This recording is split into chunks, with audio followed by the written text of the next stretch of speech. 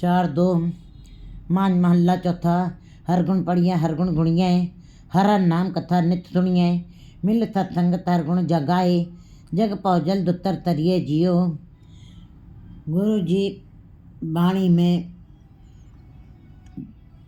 3 बातों का ही विवरण दिया और उसी के ऊपर अपना एक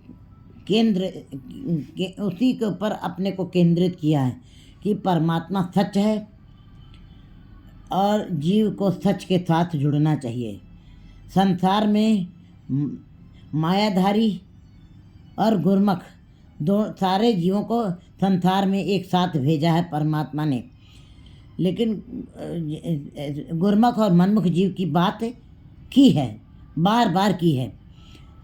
फिर जो गुरमुख हैं वो लाह खट के चले जाते हैं और मायाधारी जीव वो संसार की उपलब्धियों में, संसार के वैभव में, संसार की प्रतिभा को के अंदर ही रह जाते हैं, उसी की जकड़ में रह जाते हैं। और संसार की प्रतिभा, संसार का ज्ञान, संसार की विद्वता और संसार का चाहे जितनी समृद्धि है वो अंत में वो मिथ्या है। जो हम इन आँखों से संसार में जो कुछ भी देख रहे हैं यह सब मिथ्या है, ये सब झूठ है, ये सब नाशवान है।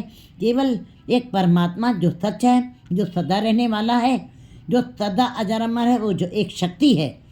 इसलिए गुरु जी उसी के साथ जुड़ने की बात जीवों को बता रहे हैं, क्योंकि वही वस्तु तुम्हारे साथ जानी है। और गुरु जी जीवों को भी यही संदेश दे रहे हैं कि क्या पढ़िए क्या गुणिए, जब वेद पुराना सुनिए, पढ़े गुणे क्या हुई, जो सहज न मिलो सोई।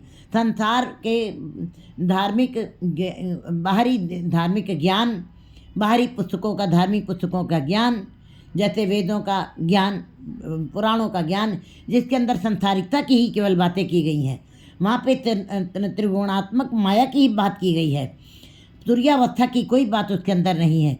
इसलिए तुर्यावस्था की बात, मुक्ति की अवस्था, परम पद की अवस्था, परम आनंद की अवस्था वो कैसे प्राप्त होगी, वो तो केवल हरि के गुणों के गान करने से ही प्राप्त होगी।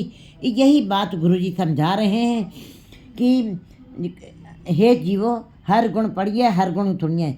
तुमको ये मनुष्य जन्म मिला है, पशुओं को मिला है बड़ा शरीर, पशुओं को मन नहीं मिला।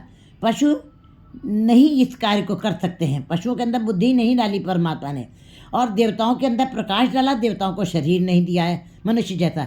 मनुष्य जन्म ही ऐसा है 84 लाख दुनिया में, जो उत्तम है, जो सिरमौर है, जिस देही के साथ मनुष्य परमात्मा से मिलाप कर सकता है। इस पौड़ी से जो नर चुके तो आए जाए दुख पाइंदा। गुरु जी कहते हैं इस अवसर से जो तुम चूक गए, मनुष्य जन्म को जो तुमने व्यर्थ में गवा दिया, हरि के गुणों का गान नहीं किया, तो तुम्हारा ये जीवन व्यर्थ में बीत जाएगा। इसलिए हे जीवो हरि के गुणों को गाओ, हरि के गुणों को ही पढ़ो भी और सुनो भी। इसीलिए गुरु नानक देव जी ने जपजी साहब में 4 पौड़ी उनको बहुत ही अच्छी लगी। तो पढ़ना भी बड़ा ज़रूरी है। पढ़ने के बगैर तुम्हारे अंदर विकास नहीं हो सकता है।